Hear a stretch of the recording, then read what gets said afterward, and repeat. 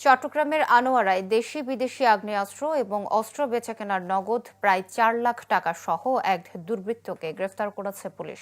ভোরে বরুমছড়া এলাকার অস্ত্র ব্যবসায়ী মোহাম্মদ আব্দুল মজিদের বাড়িতে এই অভিযান পরিচালনা করা হয়।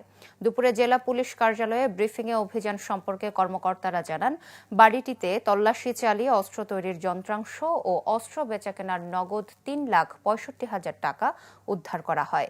পরে তাকে জিজ্ঞাসাবাদের ভিত্তিতে বাড়ির পাশে পুকুর ঘাটের মাটিতে পুঁতে রাখা দেশীয় এলজি সহ বিদেশি অস্ত্র ও গোলাবারুদ পাওয়া যায়। আব্দুল মজিদ দীর্ঘদিন যাবৎ অস্ত্র বেচাকেনার সাথে জড়িত বলে নিশ্চিত করেছে পুলিশ।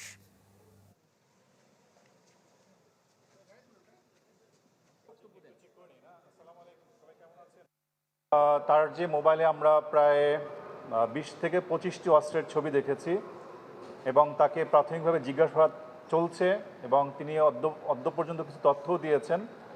তো সেক্ষেত্রে আমাদের যে দেশীয় তৈরি এলজি ওয়ান শুটার গান, এই ধরনের অস্ত্রগুলো তিনি তৈরি করতে পারেন এবং তার অস্ত্রের কারিগরও রয়েছে। এবং যে বিদেশি অস্ত্রগুলো বিশেষ করে 9mm, তারপর আপনারা দেখতে পাচ্ছেন যে একটি তুর্কিমেনিস্তানের একটি ওয়ান শুটার গান, এরকম আরও অনেক ধরনের একনলা বন্দুক, বড় ধরনের রাইফেল, সেগুলো তার কাছে আমরা ছবি দেখেছি।